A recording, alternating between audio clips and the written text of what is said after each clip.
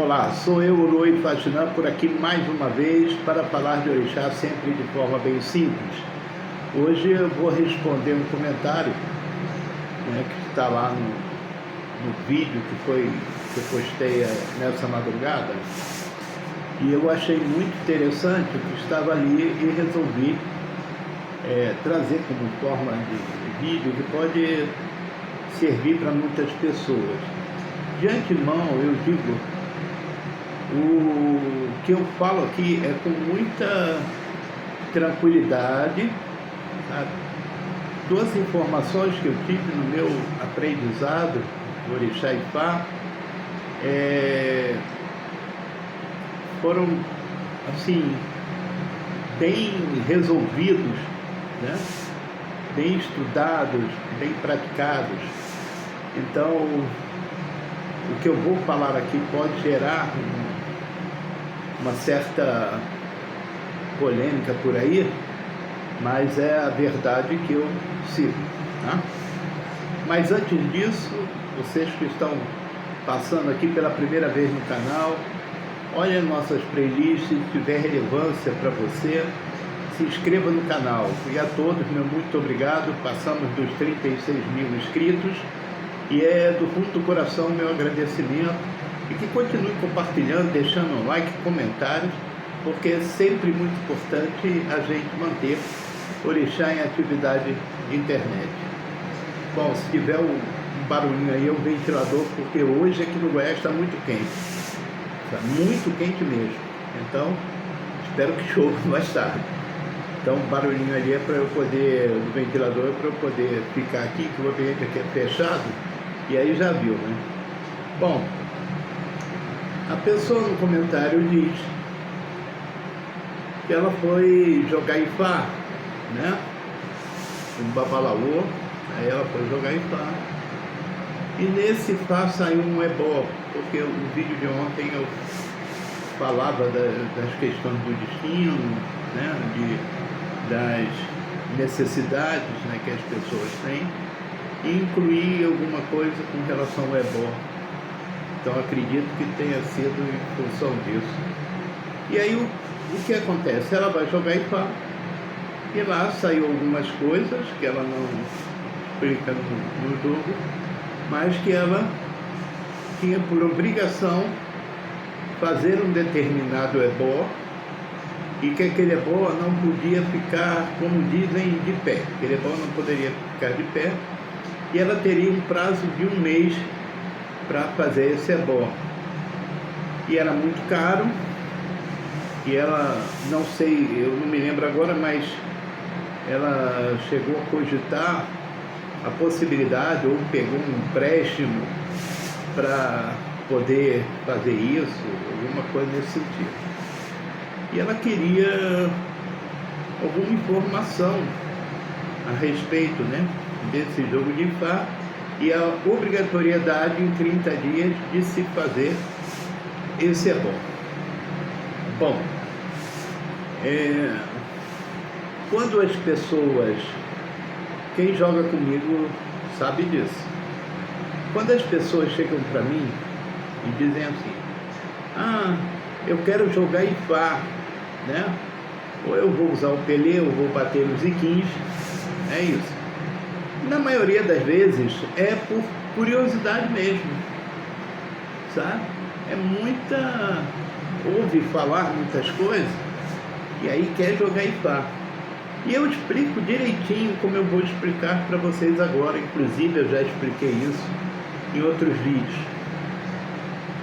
Eu falo sempre à pessoa: olha, você já jogou Ifá? Já sabe como funciona? Não. E aí eu começo a explicar. Ifá não é um jogo como Búzios, sabe? Do jogo de Búzios você pode interpelar, você pode perguntar, você pode dizer: não é bem assim, sabe? Ou aceitar aquelas informações dos conselhos dos Odus. Então o jogo de Búzios tem essa condição hábil da gente trocar ideias com as pessoas. Ifá não. Ifá Os Odus fazem parte do corpo literário de Ifá. Então, o que está escrito no Odu, que Odu, ele é uma letra, tá? Os cubanos chamam de letra, né? A letra desse ano, inclusive, eles falam assim, é uma letra. Então, os Odus é uma espécie de alfabeto, sabe? É uma Bíblia, uma biblioteca. E todas as coisas que estão escritas ali, elas fazem referência à pessoa humana, ao lugar onde ela vive, ao planeta, ao mundo, o mundo espiritual. Então ali vão contando histórias. E quando o Pelé é lançado, né, os Iquins batem nos Iquins, a história que está ali é aquela história do seu caminho. Em algum momento, você, de outras vidas ou da sua ancestralidade, aquilo ficou marcado como algo que precisa ser resolvido. E até então, não se resolveu. E ali, dentro daquele texto, se compreende o momento daquela consulta, onde você se encaixa de alguma maneira naquela história. E ali estão determinados os ebós do antepassado que fizeram lá para trás. E nessa linhagem de caminhos, né, de pessoas que se assemelham, é determinado que você tenha que fazer aquele ebó. E não tem bate-papo. É aquilo, é claro que se perguntar alguma coisa para um babalaô, uma PTB, algo assim, eles vão responder, mas não, ali não há esse diálogo como acontece no jogo de búzios, sabe? Ali é uma determinação, é a palavra de Olodumare, o Udapá, né? Escrito naqueles Odus, que estão escritas naqueles Odus, e aquilo diz respeito a você. Bom, antes de não saber nada disso, antes de você não ter nenhum conhecimento disso, nenhuma responsabilidade é atribuída à pessoa de fazer ebó, seja lá o que for. Não é atribuída a ela. Porque está lá no caminho dela, ela não sabe daquilo, então, né, como dizem os espíritas, né, o véu do esquecimento. Então ela não sabe. Mas a partir do momento que ela sabe daquilo, ela passa a ter responsabilidade sobre aquilo que determina o Odu para a vida dessa pessoa. Então, tá ali. Tem prazo para fazer isso? Não tem. É assim, você recebeu aquela mensagem, o que você deve fazer, o que é possível se fazer. Então você passa a ter responsabilidade com aquilo. Você não pode mais dizer que não sabia, porque foi dito. Então você começa a perceber na sua vida, no seu dia a dia, onde as coisas estão se encaixando dentro daquele parâmetro ali estabelecido naquela leitura de Ifá. E aí você pode pensar, não, eu vou, nesse processo eu vou fazer isso, porque realmente meu pai foi assim, com a minha avó foi assim, então eu vou corrigir isso. E para essa correção, pode ser que seja o ebó, ou pode ser que seja uma mudança na conduta da sua vida. O ebó está ali estabelecido como algo que é importante se fazer, mas não tem a obrigatoriedade de se fazer com tempo marcado, 30 dias, 15 dias, se não fizer hoje, e tantas outras coisas que a gente escolhe. Eu não estou dizendo aqui que no prazo que esse babalaô, ou essa pessoa que jogou, estabeleceu ali, 30 dias ou algo nesse sentido, que seja proposital ou algo assim. Não, eu vou passar por cima disso, mas não é passando pano não, sabe? Vou passar porque a gente não estava ali no meio daquela conversa. Mas se ele estabeleceu alguma coisa ali, é porque havia necessidade. Eu não sei qual foi o Odu e nem o que foi dito, mas havia aquela necessidade do ebó. Bom, O ebó foi muito caro porque ela pensou até em fazer um empréstimo, ou fez, essa história ainda não compreendi direito.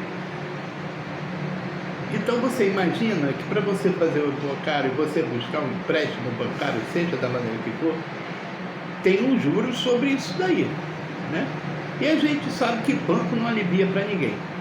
Então aquilo que custaria X, vai custar quase 2x ou 2x, sabe?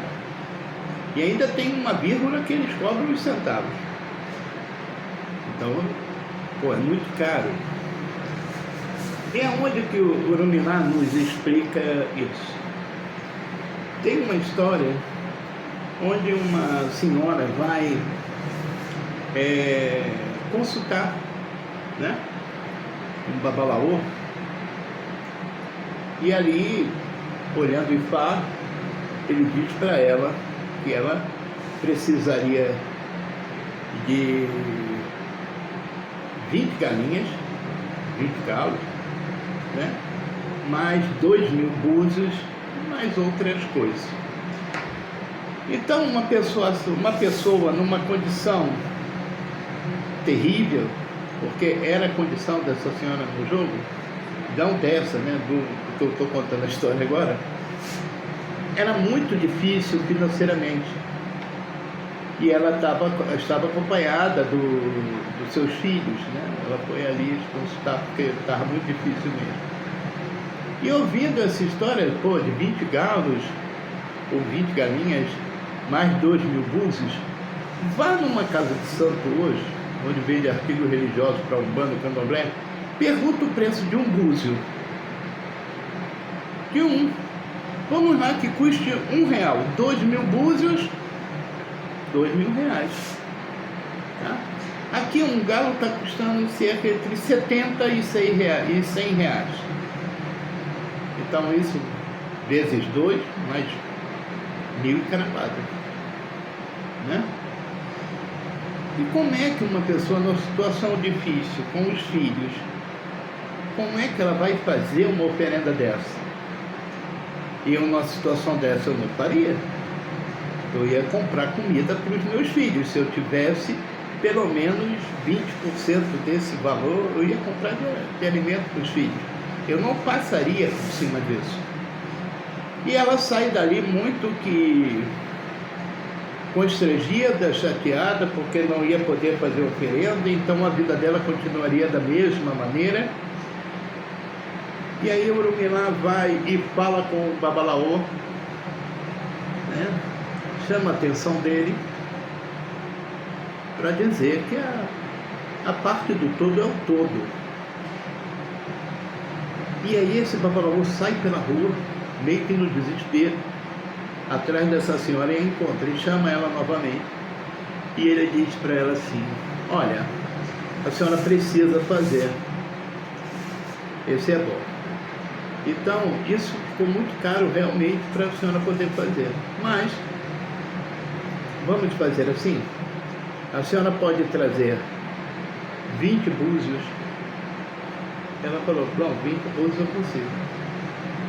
Mas os galos são muito caros. Aí ele diz: não, mas a senhora pode trazer 20 penas de um galo. Ela falou: posso, meu vizinho tem pena por lá espalhada por tudo que eu posso. Esses 20 búzios, ele transformou em 2.000 pedaços. E essas penas dos galos, essas 20 penas, transformou cada uma em um galo. Querendo você entender isso ou não, uma pena de um galo é um galo, um pedacinho de búzio é um búzio, tá? E ele compôs esse ebó com esse material. E essa senhora, depois de passar por todo o processo, ela prosperou, ela cresceu com seus filhos e caminhou para frente. Lá ela retornou e levou os 2.000 búzios e os 20 galos para a casa desse babalaô, que dividiu, porque búzio representa dinheiro, dividiu, esse babalaô pegou e dividiu com a sua comunidade. dividiu com as pessoas ao seu redor. Então, a atenção a essas coisas nessa hora é que faz essa diferença, sabe? É que faz com que a coisa possa caminhar.